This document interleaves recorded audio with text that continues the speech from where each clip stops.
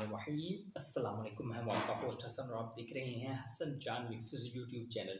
पाकिस्तानियों के लिए एक बहुत बड़ी जो है वो खबर आ चुकी है कि 21 जुलाई यानी कि 21 जुलाई तक पेट्रोल भरवा लें, टैंकियां फुल करवा लें, नहीं तो आपको पेट्रोल नहीं मिलने वाला।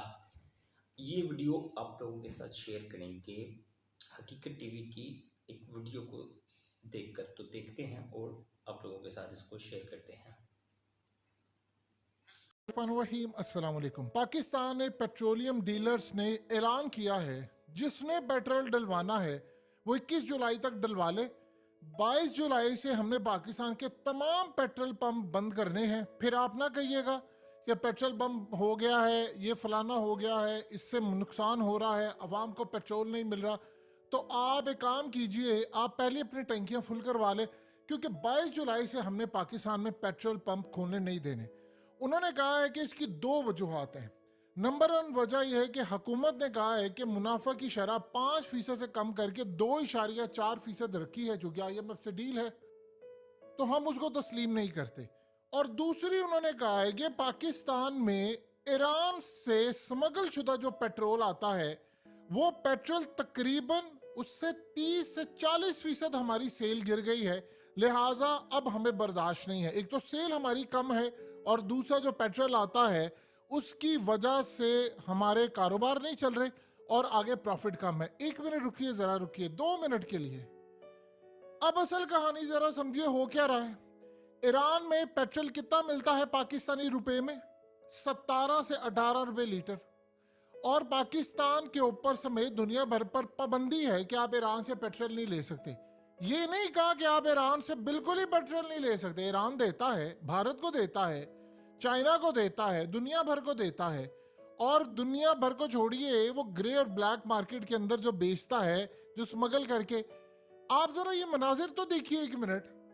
यानी पाकिस्तानियों को पता ही नहीं है कि उनके साथ कितना बड़ा हाथ हो रहा है। आज जो पेट्रोल डीलर्स हजरात हैं वो उठकर कह रहे हैं कि 30 से 40% यानी 40% के करीब पाकिस्तान में जो आपको पेट्रोल मिलता है वो ईरान से आया हुआ है। ईरान से पेट्रोल लेने में कोई मसला नहीं है, लेकिन उसका फायदा किसको हो रहा है? आप बताइए जरा। ये इतनी बड़ी तादाद के अंदर ये जो लोग जा रहे हैं, वहां पर गाड़ियों में जा रहे हैं, वहां पर पेट्रोल लेकर आ रहे हैं, फिर वो आगे जाकर पेट्रोल पाकिस्तान के अंदर आता है, फिर वहां पर जगह बनी हुई है, वहां पर पेट्रोल डाला जाता है और वो आगे लेकर पूरे पाकिस्तान में बेचा जाता है। फायदा कौन कमा रहा है? ये जो चूरन हमें बेचा जाता है कि जी वो गरीब लोगों का रोजगार लगा हुआ है, वो तो बेचारे इतने गरीब है, वो तो दिहाड़ियों में जाकर वहां से लेकर आते हैं।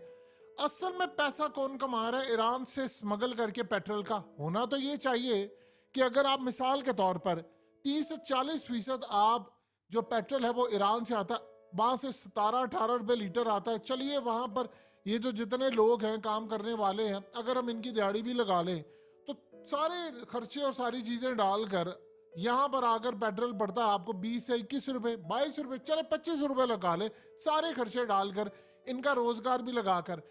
अब कौन है पाकिस्तान के अंदर जो 25 रुपए पेट्रोल ईरान से लेकर हमें 250 रुपए का बेचता है? और इस सारी सूरत हाल में वो पेट्रोल पंप जो तकरीबन ईरान का पेट्रोल जो है वो 120 रुपए का ले लेंगे, 100 रुपए के 125 का ले लेंगे, तो सोचिए वो भी 150 रुपया पर लीटर के हिसाब से कमा रहे हैं। अब आपको समझ आइए कि हम ईरान से ऑफिशियली क्यों पेट्रोल नहीं लेते? क्योंकि सारे का सारा तो स्मगल होकर आ रहा है। और ये रोकना किसने है स्मगलिंग? ये कहा जाता है जी वहां के लोगों का रोजगार लगा है। और भाई सबसे पहली बात है कि बलूचिस्तान के अंदर जो सरदार रहते हैं उनके बच्चों को देखिए जरा, वो तो खरबों रुपए है, अरबों रुपए, डॉलर्स में अरबों कमाते हैं। उनकी औलादें अमेरिका की यूनिवर्सिटीज में, ब्रिटिश यूनिवर्सिटीज में, यूरोप की यूनिवर्सिटीज में, लोगों को उन्होंने क्यों जाहिल रखा? वहां पर यूनिवर्सिटीज क्यों नहीं बनाई? वहां पर पढ़े लिखे लोगों को क्यों नहीं रखा? इनसे पूछे ना। अब असल कहानी ये है कि वहां पर लोगों का रोजगार है, तो भाई अगर लोगों का रोजगार है तो ईरान से 25 रुपए पेट्रोल लाकर कौम को फायदा क्यों नहीं दिया जा रहा? असल में तो वो लोग हैं जो कुछ 40-50 खानदान है जो ये सारे का सारा प्रॉफिट तो वो खा रहे हैं। यानी आपने 25 रुपए लिया है तो आप एक काम कीजिए, आप 30 से 40% की बजाय आप इसको 80 फीसद कर दे। चले, दुनिया को आपने बेवकूफ़ बनाया हुआ है कि जी हम तो सारा कुछ बाहर से इंपोर्ट करते हैं। आज तो पेट्रोल डॉलर्स में आने की बजाय रुपीस में आ रहा है ईरान से, या ईरानी करेंसी में आ रहा है, या किसी भी तरह से आ रहा है। इवन के डॉलर्स में भी आ रहा हो तो पाकिस्तानी 25 रुपए का घर आकर पेट्रोल पड़ रहा है। तो होना ये चाहिए कि आप 70% ईरान से लें, और ईरान से 70% लेने के बाद आप पाकिस्तानी अवाम को बेचें। हम तो कह रहे थे रूस हमें 30 से 40% सस्ता दे दे तो पाकिस्तानियों को 125-150 का पेट्रोल मिल जाए। तो यहाँ ईरान से जो 30% 40% आ रहा है वो पेट्रोल सस्ता आ रहा है, तो आप बताइए वो फिर पाकिस्तान में लेकर आने दें उसको, और अवाम को क्यों नहीं सस्ता दे रहे? अवाम को सस्ता नहीं दिया जा रहा, जो मंगवा रहे हैं वो अपनी जेबों में पैसा डाल रहे हैं। असल कहानी ये है, ईरान से पेट्रोल लाने में कोई मसला नहीं, लाने दें और वहां से आए, लेकिन अवाम को सस्ता मिले। करें 100 रुपए का, 25 रुपए का अगर ईरान से बढ़ता है, मिसाल अगर अवाम को सस्ता देंगे तो वो माल कैसे बनाएंगे? अब ये जो पेट्रोल कि जो डीलर्स है वो क्यों चीख रहे हैं? वो बिल्कुल ठीक ठीक रहे हैं कि भाई सारा कुछ हम इंपोर्ट करें, हम तरीके से इंपोर्ट करें, लेकिन मार्केट, हम मिसाल के तौर पर एक पेट्रोल पंप वाला है, वो पहले 100% पेट्रोल इनसे लेता था, अब वो इनसे पेट्रोल ले रहा है 60%, 65%, और उसकी 35-40% जो सेल है वो इनका ऑलरेडी गिर चुकी है। वो कहते जी हमें तो ईरान से मिल रहा है। आप बताइए, उसने दुनिया को दिखाने के लिए आपको लीगल और इलीगल दोनों तरीकों से उसने पेट्रोल रखना ताकि वो भी कुछ कमा सके। अभी सारी सूरत हाल के अंदर डीलर हजरात, उनका क्या मामला है वो तो आप जानते हैं, लेकिन प्रॉब्लम ये है कि जो जिसका पेट्रोल पंप है वो भी पैसे बना रहा है, जो ईरान से स्मगल करवा रहा है वो भी पैसे बना रहा है। अवाम जो स्मगल कर रही है, आम जो गरीब लोग हैं वो बेचारे महीने का 20-25 हज़ार कमा लेंगे, लेकिन अवाम को फायदा देने की बजाय असल में वो माफिया है जो यहाँ से इनको भेजता है, बॉर्डर पार करवाता है, बाइक्स पर ये जा रहे हैं, गाड़ियों पर जा रही, इतनी लंबी लाइनें और ये सारा कुछ जो लगा हुआ है, ये कैसे जा सकता है ईरान? वहां से वो जा रहा है। ईरान तो देखिए उस पर तो जहान भर की पाबंदियां, वो तो बेचने को तैयार है, उसको मसला ही नहीं है। ईरान तो हर चीज स्मगल कर लेता है, वो मास्टर है, वो दुनिया के अंदर कर रहा है। आप ये देखें, वो हथियार दे देता है हिजबुल्लाह को, वो कहां से कहां पहुंचा देता है, उसके लिए तो मसला नहीं है, वो तो इन तमाम चीजों में मास्टर है। सवाल ये पैदा होता है कि आप ईरान से मंगवाते हैं तो पाकिस्तानी अवाम को सस्ता क्यों नहीं दे रहे? अवाम को देना सस्ता। आज जो डीलर्स चीख रहे हैं वो कह रहे हैं कि जी हम तो पेट्रोल पंप बंद कर देंगे, वो इसलिए कर रहे हैं, वो कह रहे हैं कि सारी सेल तो यहाँ पर जा रही है। तो आप अंदाजा कर ले, हम जो कह रहे हैं कि हमने रशिया से सस्ता तेल लेना, रशिया जितना मर्जी भी सस्ता दे दे आपको तेल, वो कितना दे देगा आपको? वो 30% सस्ता दे देता। अब तो खैर उसने वो भी नहीं देना। भारत को लेट से 30% सस्ता तेल दे रहा है, तो 30% कितना बनता है? यानी अगर हम पाकिस्तानी रुपीस में हिसाब किताब लगाएं तो तकरीबन आपको 180 रुपए का दे देगा वो।